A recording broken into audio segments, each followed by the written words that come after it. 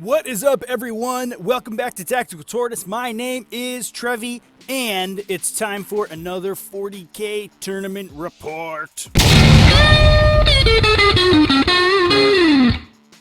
So if you watched my previous battle report, I played against some custodies with my Tyranids, and that was one of my first ITC mission games ever, and I really enjoyed it. So last week, I took my Tyranids down to my first ever ITC tournament. So playing in my first ITC event is very exciting and all, but the most exciting thing about these games was that the saga of the Hive Guard is finally over. Praise be to the Emperor. I finally have Hive Guard that I can use in my list. They came into the local game store just a couple days before this event, and I got to play them, which was rad. So my list is sort of an evolution of the list I played in my previous battle report.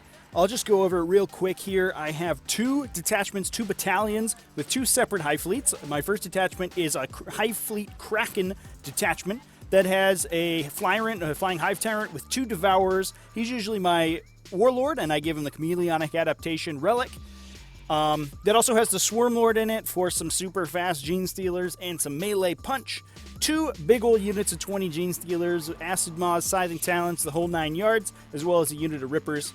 The other detachment is a little more interesting. That also has a Flying Hive Tyrant in it, so I have two Flying Hive Tyrants now, playing around with those and seeing how I like them. And it has a Tyranid Prime. The Tyranid Prime is in there to help out a big old unit of Tyranid warriors. So that is 9 total warriors. 6 of them have Deathspitters, 3 of them have Venom cannons. I've moved from the Barb Stranglers over to the Venom cannons. I didn't like the D6 shots on on Barb Stranglers, excuse me. That was typically very spiky, and a lot of times they basically average right around where the Deathspitter did, so I was just paying for the extra range, essentially, and occasionally +1 to hit. I moved over to the Venom Cannons because I had a little trouble with vehicles, so I decided that between the Venom Cannons and the Hive Guard, I'd be able to crack a little bit of armor, and hopefully the Genestealers and the Swarmlord could pick things up late game. But those Venom Cannons so far have been super duper effective, especially because they're moving up the table. This is a Hive Fleet Jormungandr detachment. I don't know if I mentioned. So those guys have 3+ saves all the time, regardless of whether or not they're in cover. And they can move up the table. The Deathspitter warriors can eat shots for the Venom Cannons, and I can shoot those Venom Cannons twice every turn at meaty, juicy targets if I want to. Typically 6 strength 8 shots, D3 damage is pretty solid. Also have a unit of Hive Guard in that detachment to shoot some big old 36-inch range, no line of sight, strength 8 shots at people. And last, but I don't know, maybe least, it depends on who you ask, is 1 old Carnifex with 2 double Brainleech Devourers, and enhanced senses and spore cysts. So that guy's going to be -1 to hit, and he's pretty hard to kill. He has a 2+ save because he's in cover all the time with the Jormungandr Hive Fleet ability, and he can just sort of meander up the table. If you kill him, whatever, he's 115 points. It's like, who really cares? But a lot of times he can get up, and if my opponent leaves him alone, he's just going to start deleting infantry units every turn. So I rocked up to the tournament, super excited, ready to go. I was pretty happy with my list. I was playing it in some practice games in my local store, really ripping it up. Won a ton of games with this list. Very happy where the firepower was at. I was doing a lot of damage at range with those warriors, plus the Hive Guard. It felt like a good mix. And the Genestealers to set the line of engagement so far back that those guys weren't typically in danger. I was hoping, basically, just like my last tournament report at the Eternal War Tournament, you can check that out on my channel if you haven't looked at it yet. I was hoping to win at least one game. I knew that the competition would be a lot steeper at this tournament than it was at the Eternal War one. Eternal War is kind of a casual format. People brought some crazy stuff. I played against a Taunar. It was bizarre. But I knew people were going to bring their A game for this ITC event, so I was hoping I could squeak 1 game out of 3 out. So round 1 of the tournament, and I get the bye. So, unfortunately, no game for round 1. I do, I guess, technically complete my objective of winning at least 1 game because I get a round 1 win from that bye. Obviously, didn't actually get to play the game, so not quite as exciting, but somebody's got to take the bye, and I'll take that hit for the rest of the team so that somebody else gets to play. So, no worries. I did get to wander around the event, check out all the armies. There were some very cool armies and some very cool matchups that I saw. Pop up some pictures here. One guy with almost all entirely monster greater demon list with Magnus and Mortarion, a bunch of Changers of Fate, and Bloodthirster. Those were very cool. He had Magnus and Mortarion modded up like so they looked like the Changer of Ways, the Zine Greater Demon. There's also a triple Knights list, playing against some Elysian Drop Troopers. That was super duper cool. and some other cool matchups out there as well. But that means that I am 1-0 going into round 2. So that was a little bit of foreshadowing there, because round 2, my first game, round 2, I get to my table and I am paired up with that aforementioned Imperial Knights player. 3 knights on the table, a bunch of infantry. He's got what I believe is a pretty standard loadout of units. He has a Loyal 32 Cadian detachment, if I remember correctly, with a bunch of mortars hanging out in there to provide fire support, kill some infantry for those knights. He's got a Graia Rusty 17, Adeptus Mechanicus detachment with a bunch of guns, as well as some Scutarii Rangers, and 3 big old stompy knights. He's got 2 Knight Errants, as well as, I had to look this up online, Questoris Knight Styrix. So that is a Forge World Adeptus Mechanicus Knight. Pretty cool dude. He's got a big claw. He's got a big gun. Mostly does knight things where he stomps on people and shoots them with guns. So that's pretty rad. And I have to give a shout out to my opponent's modeling for this army. It sounds like a pretty, sort of not particularly fluffy army. It's kind of an Imperial Soup variant. Not that I have anything against playing good units, but my opponent went above and beyond. He actually modeled all of his units and painted them. If you look at the pictures, obviously the paint job is incredible, but he modeled all of his Imperial Guard to look like servitors for the Adeptus Mechanicus. So the entire army was cohesive. It looked great. His mortar teams were actually based on the chassis for the Cataphron Breachers, so they looked like sort of a rolling mortar platform. The entire effect was really cool. The army looked super nice, so huge shout out to my opponent for that. The mission for this round was Contest of Champions. So there's going to be 5 objectives on the field, and we get a bonus point for having characters within 3 inches of 3 different objectives. So unfortunately, I don't have too many characters. I only have 4, I think, so I don't have a great chance of that. My opponent does. All of the knights are going to be characters for this game, so he does have a lot of ability to score those bonus points as well. And we both sort of side a little bit at the deployment map that we got, which was Hammer and Anvil. So we have the short table edge deployment, big old space between the 2 sides, and my opponent rolled up, won the roll to go first, chose to deploy first, and take the first turn.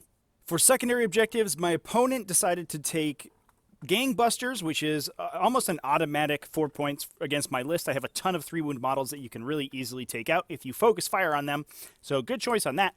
He took Kingslayer, picking my Warlord Hive Tyrant, so he's going to get a full 4 points if he kills the Warlord. Now, I do have the Chameleonic adaptation on that guy for this game, so he's going to be a little tougher to kill, but it's still doable.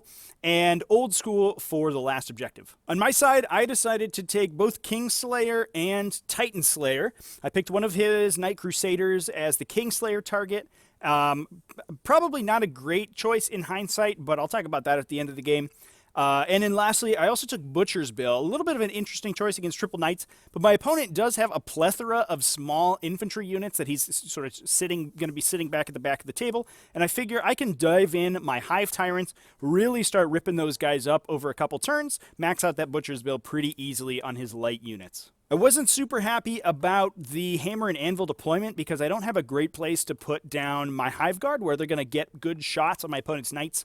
So, despite the fact that I do have Titan Slayer and Kingslayer in my lineup, I think the game plan is going to be to play the primary objectives a little bit more and hopefully deal damage to the knights as I can, but not focus on them primarily as the way to win the game. So, for deployment, we both deployed super cagily. My opponent obviously deployed first since he was taking the first turn, deployed almost his entire army on his table edge. So all the knights, all the mortars, everything just deployed super far back, I think, knowing that I was going to have to move up towards those center objectives, and he was going to get the chance to start just bombing me for days. I also chose to deploy very cagily. I didn't have a lot of things that needed to get up the table immediately, so everything pulled back out of first turn shooting range of his knights. My warriors are up sort of in the front there, but they are behind that ruin, and this is an ITC event, so the bottom level of ruins is line of sight blocking, and I was fairly sure that there was no way that those knights could move up and get a good line of sight onto those warriors, so I was okay with placing them up forward.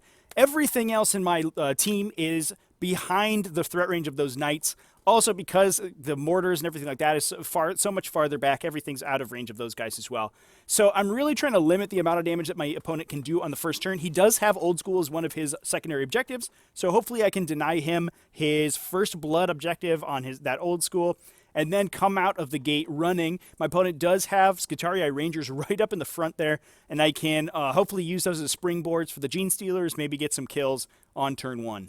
So this is sort of the aftermath of the first round of the game. Because we deployed so far apart, my opponent actually didn't really do anything on his first turn. I think he had mortars and the rocket pods on his Crusaders fire into my warriors. They did a little bit of damage between the 3+ armor save, a lot of stuff being out of line of sight, a lot of the mortars having to move, I think, to be able to shoot. I think he hit 1 or 2 maybe, but other than that, wasn't able to get a bead with any of his big, heavy guns.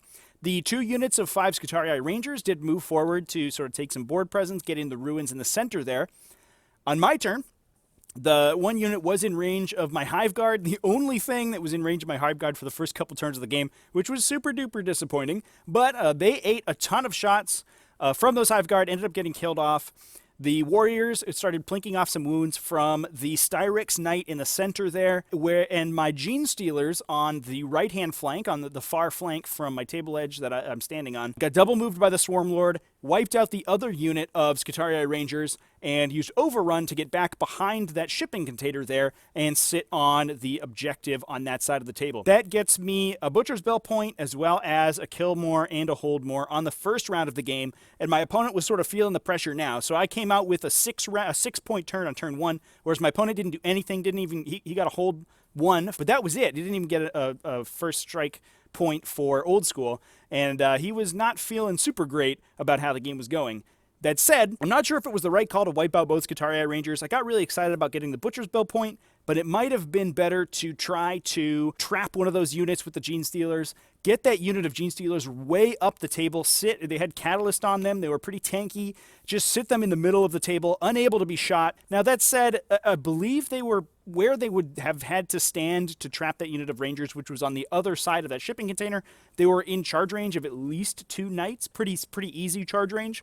So I wasn't sure if that unit was going to survive if they stood up in the middle and didn't hide behind that container. So not sure what was the right call, but I decided to run away, grab that objective, and we'll see how it goes. So this is images actually in round 3, I believe. I didn't take too many pictures during this game, so I do apologize. It was kind of an intense game, so I was busy playing. On turn 2, my opponent started putting a ton of damage into those Genestealers that had hid behind the shipping container, and started laying into the warriors even harder. He was able to get some shots into them with the primary weapons on the knights, do some serious damage there, as well as continuing to hammer them with the rocket pods.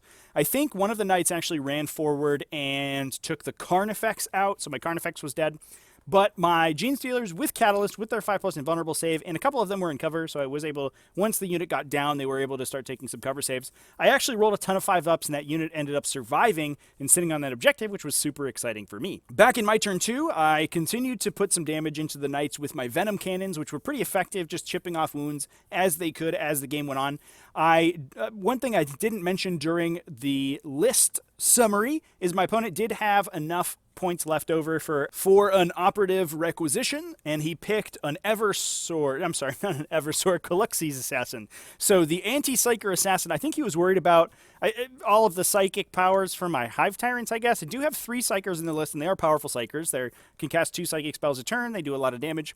I'm not sure if that was totally the right play, because I can deep strike both of my Hive Tyrants, which I ended up doing, so I can sort of position around wherever he's going. He ended up putting that guy right in the middle, so I double moved a unit of Genestealers out to charge him, wrap him, get a bunch of attacks, but not too many attacks. They do only hit on 6s. I took a couple wounds off of him, but ended up using that guy to keep my Genestealers safe from shooting for a round. They did get charged by a knight, but between the 5-up invulnerable save and Catalyst, the knight didn't do too much damage. The next round, those Hive Tyrants came in where you see them, and they were able to start horroring the knights that were in melee to make it even more difficult for them to actually kill my Genestealers. So as the game continued, I was able to mitigate a lot of the damage outputs that the knight had between giving them minuses to hit, between the chameleonic adaptation of my warlord and horroring whichever knight was the most dangerous at the time.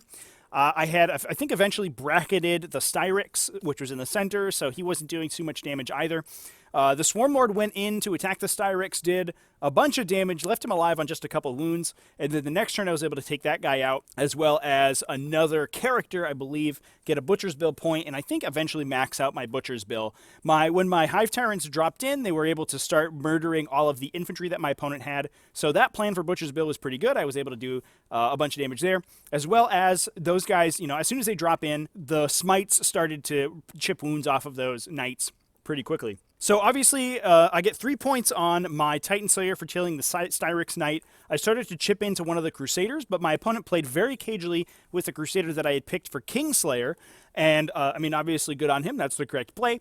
Kept that guy far back, and it's actually, in this photo, it's the one to the back of the board. And my Hive Guard are just off frame, right sort of next to this one that's closer to me. I was able to get the bonus point one turn for capturing those 3 center objectives. I got the center one with my Prime, dropped the Hive Tyrants down onto both of the side objectives, grabbed the bonus point there, and my opponent pretty quickly was able to kill those Hive Tyrants. I think it took him a couple turns to actually take both of them out, but he did eventually do that and was able to score all 3 with his own Knights, because they are all characters. Quickly after that, I killed the Styrex, but that was mostly the end of the game. Game came right up to time, but we were able to play it all the way out to round 6. And unfortunately, so final standings, my opponent got pretty significant points on all of his objectives. He killed my Warlord, which means he got the full Kingslayer points, as well as getting full points for killing for Gangbusters for killing all of my warriors. So that was very strong. On my end, I killed a Knight, did enough damage to another Knight to max out my Titan Slayer. I had maxed out my Butcher's Bill during the game, but because my opponent played so cagely with his Crusader that I had chosen for Kingslayer, I didn't get any points on a Kingslayer objective. Now, after I was said and done, I ended up going down this round 23 to 25 points.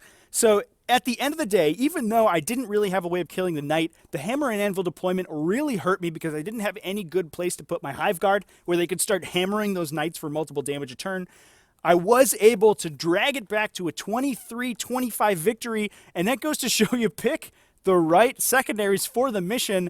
Picking Kingslayer, I knew it was a bad idea when I set my secondaries. I thought, oh man, my opponent has 3 Knights, he can swap them in and out, so I don't get the Kingslayer points very well. But I picked it anyway. Foolish me. If I'd picked almost literally any other objective, even Reaper, I killed enough, Imperial Guardsmen that Reaper would have gotten me enough points, I think, to win this game. So awesome game. My opponent was super great through the whole thing, and he was saying, this is actually how a lot of my games go. I have a huge turn right out the get-go. Genestealers move 40 inches across the board. They kill a bunch of stuff. I get 6 or 7 points. Turn 1, my opponents flip the table, almost concede the game immediately, and then I eventually lose because I don't really have a way to deal with mortars and things that are on the other side of the table. So I'm still going to have to retweak my list to kind of combat that issue, but my opponent was a great sport about it. He did have some bad dice throughout the game that kept my units alive, maybe a little longer than they should have.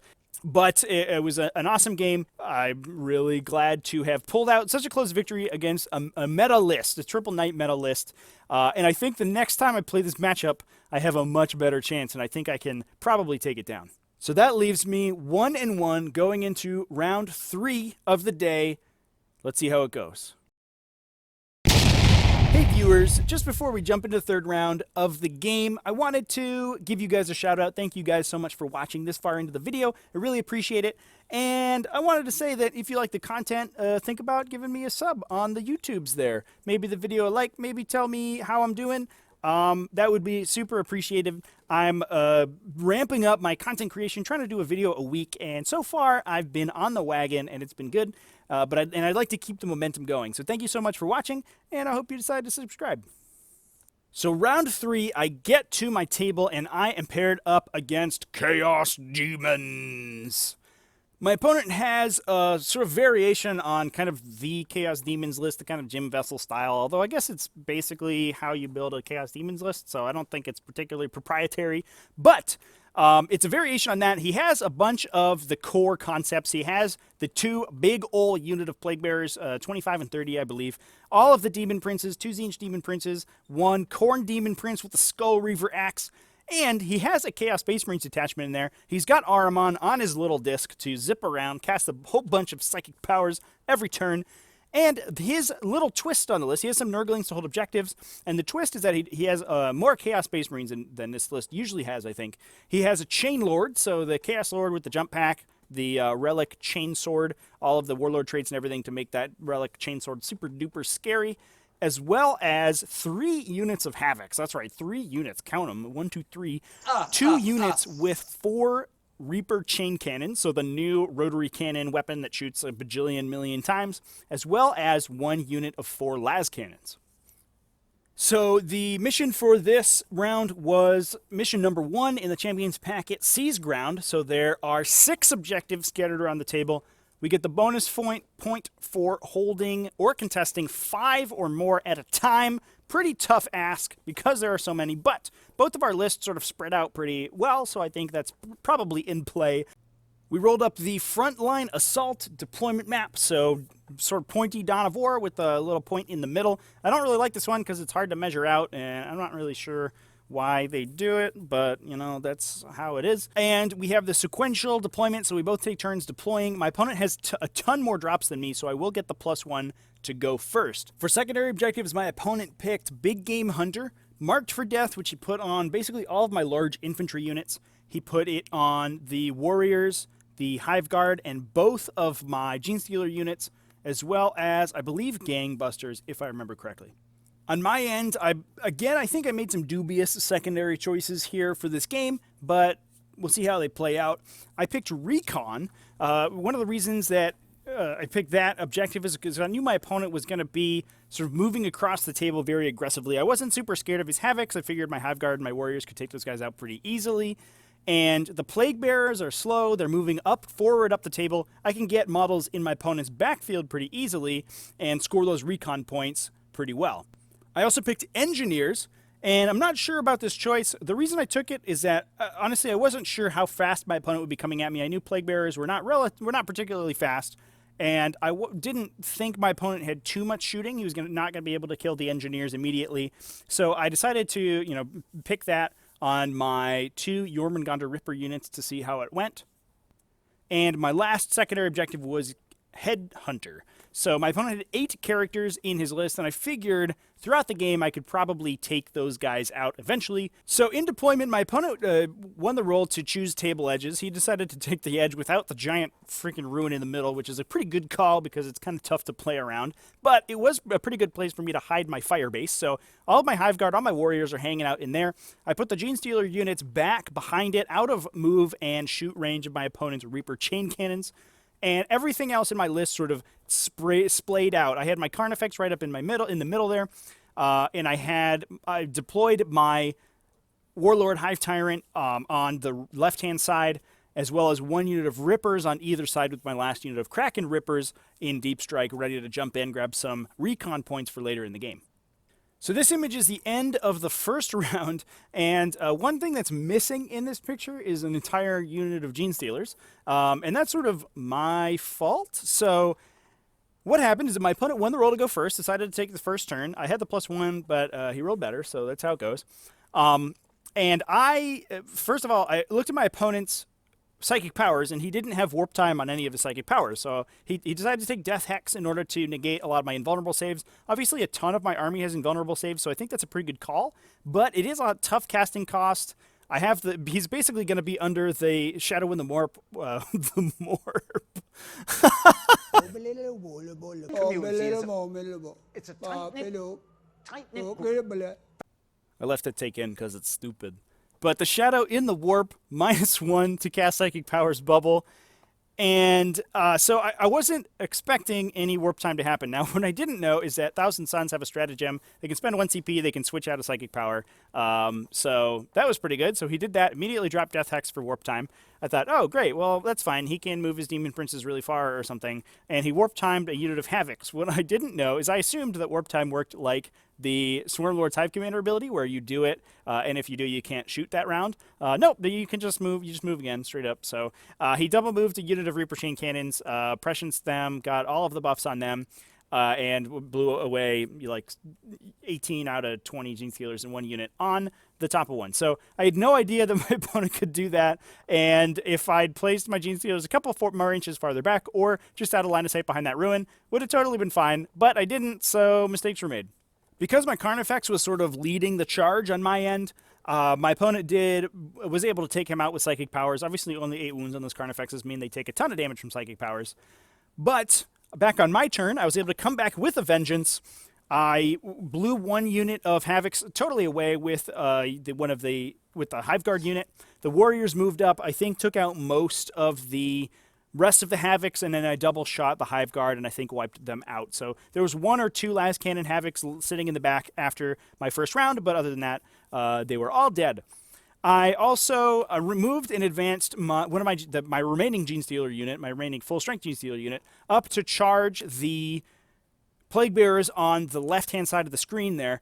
Now, my opponent did have the Pestilent Miasma, the -1 to hit, Psychic Power on them, and I was hoping I was going to be able to whittle them down so they wouldn't get their innate -1 to hit before those Genestealers charged in. So I had a couple shots from the Warriors into them, as well as that Hive Tyrant up there who had picked the Warlord trait for rerolls against the datasheet, and he picked Plague Bearers. He was able to put a ton of wounds on those guys, just getting into 18 inches, doing some smites, lighting them up with the 24 shots out of his Devourers, but I wasn't able to bring them down below 20. I killed, I think, 7 or 8, but that was it. And that unit ended up still being -2 to hit, so I just Hive Commanded the unit of Genestealers backwards, back behind the ruin, to safety. Those Genestealers, in all of the games I've played against Demons so far, Genestealers have been absolute money. As soon as you don't have -2 to hit on those Plague Bearers, the Genestealers go in, they put so many attacks out that wound on 4s, hit relatively reliably, you can swing with the Scything Talons to reroll 1s, that those the Plague Bearers, just eventually fold. The Genestealers can go in and just absolutely rinse them down, no problems. Now, obviously, I was on the back foot from turn 1 from my Genestealers getting taken out, but there were 3 points in this game that I think are very important and gave me the edge over my opponent, whether they be through dice rolls or my opponent, I think, making some plays that I probably wouldn't have made. And 2 of those points happened in round 2. So what my opponent did is he pressed forward really aggressively with all of his characters. You can see that the Khorne Demon Prince is out in front of those Plague Bearers there, and I think this is the middle of his charge phase that we're doing right now in this picture, and Ahriman and one of the Tzeentch Demon Princes are right up in the center of the board, behind those Plague Bearers that are stringing out and grabbing almost all of the objectives. So I think this image is right in the middle of my opponent's charge phase. What my opponent did was obviously push forward with all of those characters. Now, he didn't put any important units in range of Ahriman to cast Warp Time on them. As we said before, he has Warp Time from his stratagem last round, but he elected not to use it this round because he didn't have any good targets for it. Now, he did cast a bunch of spells. The -1 for casting spells from Shadow in the Warp was pretty impactful here, and I think he did fail a couple rolls because of it. He was right up next to the Warriors, who are just beyond the building in the middle there, and obviously in range of a couple Hive Tyrants as well. But he does get off a Doom Bolt on my remaining Genestealer unit, so pretty much neuters them for the next turn. Now, in the charge phase, because he hasn't been warp timed, that Khorne Demon Prince goes into charge the Hive Tyrant on the left-hand side of the screen. I think it's a pretty long charge. I think it's a 7-inch charge. He goes into rolls a 3, rerolls. He's a 1 and a 2, rerolls the 1 into another 1, and ends up failing that charge. Now, for good measure, he takes some damage from the 24 Overwatch shots that the Hive Tyrant has, but that puts him in a really bad spot for the next round. Obviously, he's in front of his Plague Bearer screen. He's right in front of that Hive Tyrant, and he's going to eat a ton of damage next round. Now, he decides not to charge in with the Chain Lord, who is right behind that Demon Prince, because he is afraid of the Overwatch. Obviously, a bunch of Strength 6 hits on that guy with only a 3+ save. He can take a bunch of damage. And what happens is we sort of see that a little bit in the center of the table. My opponent goes in to charge into the Warriors. He's taken a couple out with Psychic Powers, with a couple smites. He decides to charge Ahriman in first to eat the Overwatch. Now, Ahriman versus his Demon Prince, obviously, is a lot lower toughness. They both have a 3+ save and an invulnerable, and I roll pretty well on my Overwatch. I end up getting 5 or 6 hits through between the 18-odd Deathspitter shots as well as a bunch of Venom Cannon shots, and put 4 damage onto Ahriman from Overwatch. Now, Ahriman does make his charge. It's a pretty easy charge, 4 or 5 inches maybe, I think, at most. And then, because, he's engaged those warriors, my opponent can charge in with his Demon Prince without fear of getting shot with all of those Venom Cannons. Now, the issue here is that my opponent fights first with the Demon Prince because his damage output is a lot higher. He swings in, kills a bunch of warriors. I spend the 2 CP to interrupt, and I have 3 double Boneswords in that unit, and they end up just taking out Ahriman with that -2 save, strength 4 attacks, 4 swings apiece, 2+ they hit with the prime right there. They cut Ahriman down, no problems.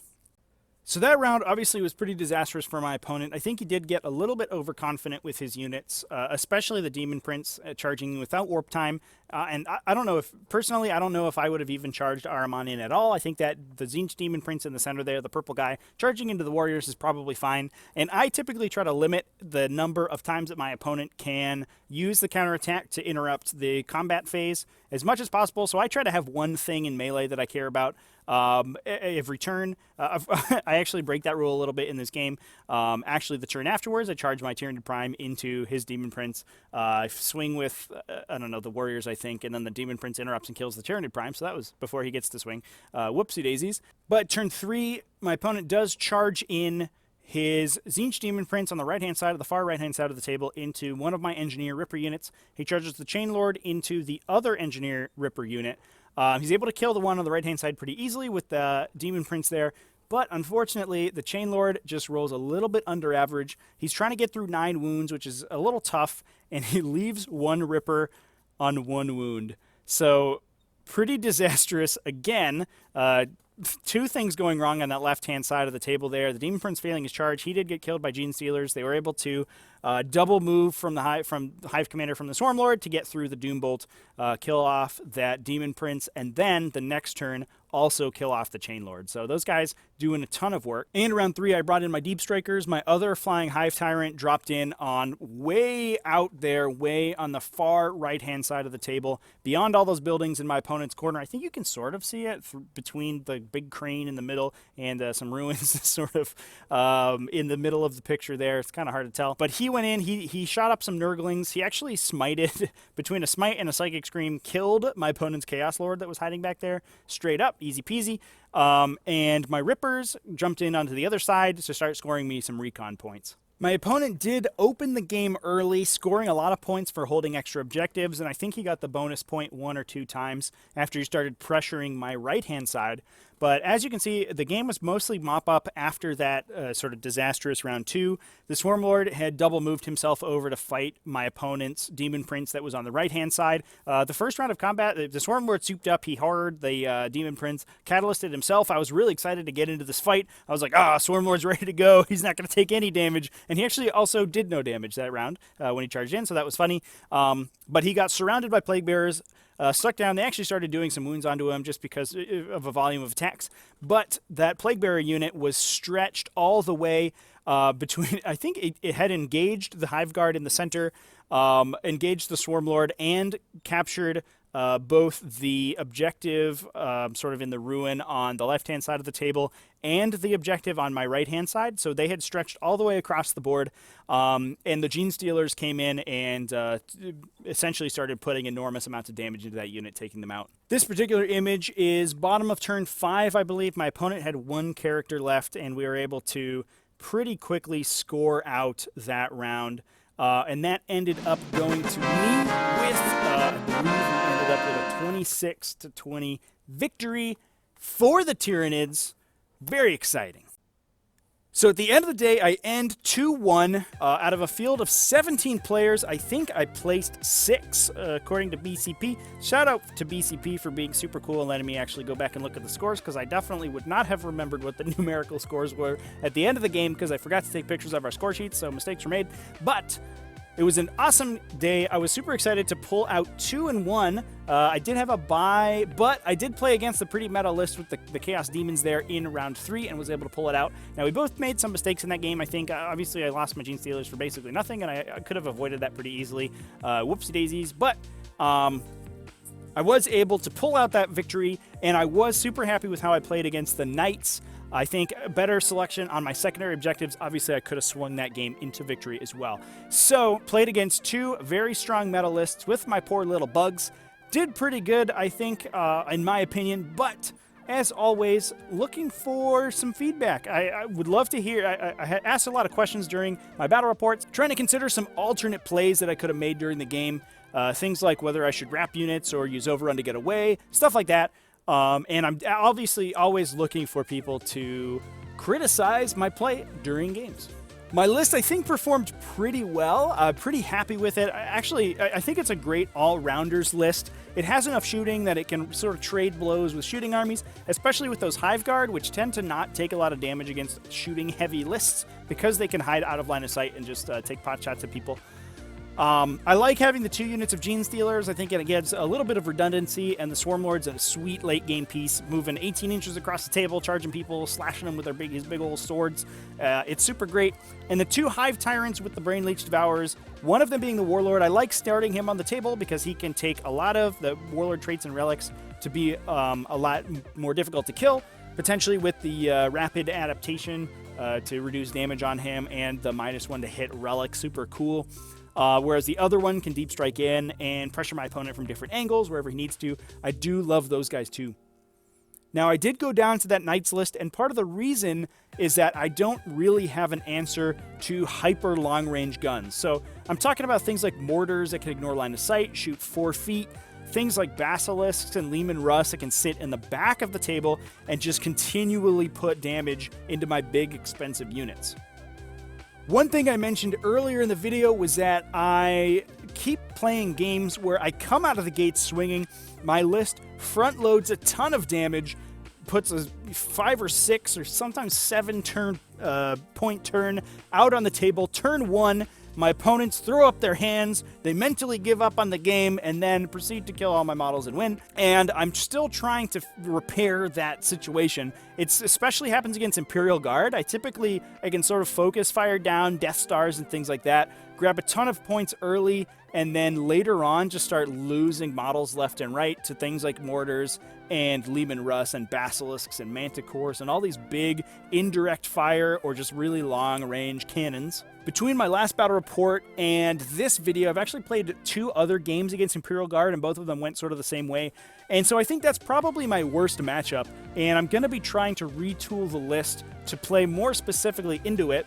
I'm thinking an extra unit of Genestealers, maybe some Venomthropes or a Malanthrope for -1 to hit, so that turn 1, if I pop a prepared positions, my opponent's not really going to be doing much damage to those guys. You know, mortars, wounding on 4s, or hitting on 5s, wounding on 4s, plus a 4+ armor save on Genestealers means that most of the Genestealers are going to survive, and I can probably deliver 2 Genestealer units to my opponent's army, which typically is enough to, mostly wipe the floor with a Imperial Guard brick. Anyway, that's my thoughts for the video. Hope you guys enjoyed, and I do hope you guys decide to stick around, subscribe, and check out my future videos. Still having a great time with the Tyranids, and looking forward to doing better with them next time. Keep it classy, folks. Have a good one. Thanks for watching. All that stuff. See you later.